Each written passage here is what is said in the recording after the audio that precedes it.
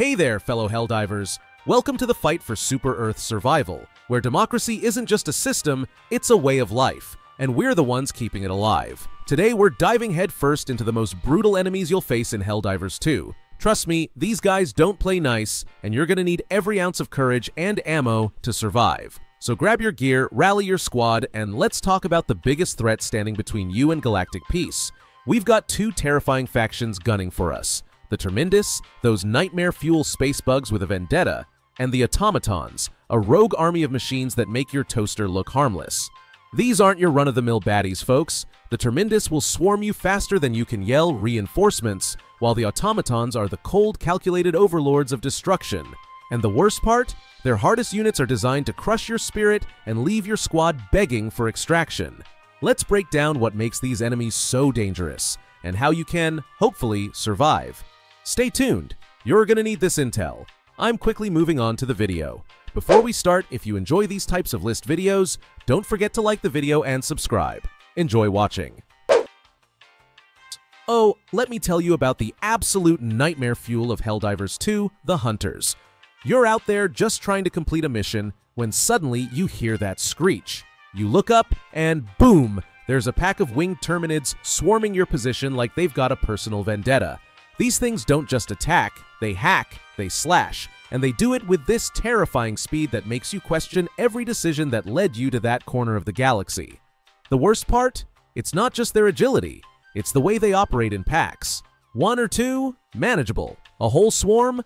Forget about it. If they catch you alone, it's game over before you can even say reinforcement beacon.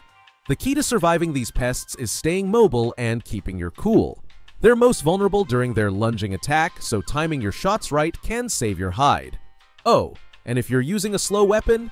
Yeah, good luck with that. You're gonna need it. Here's the silver lining though, they're not as tough as they look. A bit of focused fire, preferably something rapid and precise, can turn these nightmare bugs into a bad memory pretty quickly. Pro tip, always prioritize them if you're dealing with a mixed horde. Trust me, taking out the Hunters first makes every other terminid feel like a leisurely stroll through the park. Well, a park full of things trying to kill you, but you get the idea. Oh, just when you thought you had the bugs figured out, along comes the Bile Spewer to ruin your day, and probably your armor too. These acid-spitting tanks don't just stroll onto the battlefield, they arrive with an attitude, like they're here to teach you a lesson for being too clever. Their acid-spewing attacks? Long range, surprisingly accurate, and honestly just plain rude. But the real kicker? If you take them out the wrong way, they leave behind a nasty parting gift, a pool of acid ready to melt your boots and your health bar. The good news is these gelatinous monstrosities aren't exactly subtle. You can spot them waddling toward you from a mile away, looking like they just rolled out of a slime factory. And while they might seem intimidating at first, a well-placed shot can put them down before they even get a chance to start their spit show. The trick is to prioritize them early, especially when they're surrounded by their buddies, scavengers and warriors, because those swarms can get overwhelming fast. You don't want to be dancing around acid puddles while fighting off the rest of the hive. Honestly though, Bile Spewers are kind of the perfect warm-up for taking down the real tanky nightmares in Helldivers 2, like the Automatons. Think of these guys as your crash course in enemy management under pressure. So, grab your best gear, stay sharp, and maybe bring a mop for all that acid. You're gonna need it. Oh, you thought the battlefield was already chaotic enough? Well, say hello to the Scout Strider, a towering mechanical menace that looks like it walked straight out of a sci-fi nightmare. These oversized robo-chickens are Helldivers 2's fastest and most relentless enemies, charging in to ruin your day with a deadly combination of speed and firepower. Trust me, when one of these lanky giants locks onto you, it's like a metal storm on legs. And the worst part? They don't stick around to let you recover. They hit hard, they hit fast, and then they're gone like a bad memory. But here's the good news. Even the toughest enemies have a weak spot, and the Scout Strider has too. First, those spindly legs may look intimidating, but they're surprisingly fragile. A well-placed shot, or a series of them, let's be honest, can send this towering terror crashing to the ground. And when that happens, the pilot? Totally exposed. Speaking of which, the pilot itself is the Strider's second glaring vulnerability. If you've got precision aim, or just pure chaotic luck, go for the headshot. One clean hit and the machine becomes an expensive pile of scrap. Now, don't get me wrong, pulling this off while a Strider is tearing up the battlefield is easier said than done. They're fast, they're agile, and they have a habit of showing up at the worst possible moments, like when you're already knee-deep in bug guts or robot parts. But the satisfaction of watching one collapse? Oh, it's worth every ounce of effort. So, next time you see a Strider bearing down on your squad, remember, aim low, aim high, and don't let it walk all over you. Literally. Ah, Berserkers. Just the name gives you chills, doesn't it? These relentless automations don't stroll onto the battlefield. They storm in like they've got a personal vendetta against your squad. Dual chainsaws buzzing, sparks flying, and yeah, they're not asking for permission before they carve you up. Their specialty? Closing the distance faster than you can say, "Where's my backup?" And when you're already juggling a horde of enemies, they're the cherry on top of your nightmare sundae. Here's the deal. They're all about melee mayhem, which makes them terrifying and predictable. They're not going to outsmart you, they're going to outmuscle you. The trick? Keep your distance. Seriously, don't play hero. A few well-placed shots will make them rethink their career choices, or at least shred their arms and leave them flailing around like a malfunctioning Roomba. And trust me, there's something oddly satisfying about watching a chainsaw-wielding monster try to headbutt you because it's got no weapons left. Oh, and let's talk about the golden rule here. Headshots. If you've got the aim and the nerve, a clean headshot will send these bad boys to the scrapyard in no time. But if you're caught in a crowd, don't get greedy. Prioritize dismantling their weapons first. A Berserker without chainsaws? It's just an angry robot that's late for its mechanic appointment. So keep your cool, play it smart, and show them who the real boss is. Alright, let's talk about the big bad bruisers of Helldivers 2, the Chargers. These tanky Terminids don't just casually stroll into battle, they launch themselves at you like wrecking balls on steroids, ready to send you flying halfway across the map. And trust me, that concussive slam, yeah, it'll have you rethinking your life choices. These guys are relentless, sticking close even when you think you're dodging like a pro. But don't worry, there's a trick to dealing with them. More on that in a second. Now, the key to taking down a charger is actually pretty simple. Outsmart the big bug. They're not exactly rocket scientists, so bait them into charging into a boulder or a wall. The moment they faceplant into something immovable, they'll be stunned, giving you a golden opportunity to strike. Target their legs. Yep, the legs are the weak point. Once you stagger them, you can chip away their armor with some high-powered weaponry. After that, it's just a couple of well-placed shots to topple the beast. Feels good, doesn't it? But here's the kicker. Chargers rarely show up solo. Oh no, that would be too easy. They usually roll in with backup, so you've got to be efficient. Wasting time means you'll have their Terminid buddies breathing down your neck. So keep your cool, line up those shots, and let the big guy eat dirt. Chargers may hit hard, but with a little strategy and a lot of firepower, you'll be sending these oversized bugs back to the hive in no time.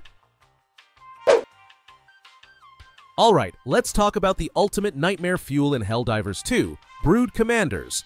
Imagine this, you're already neck-deep in alien bug guts, flamethrower running on fumes thinking the worst is behind you.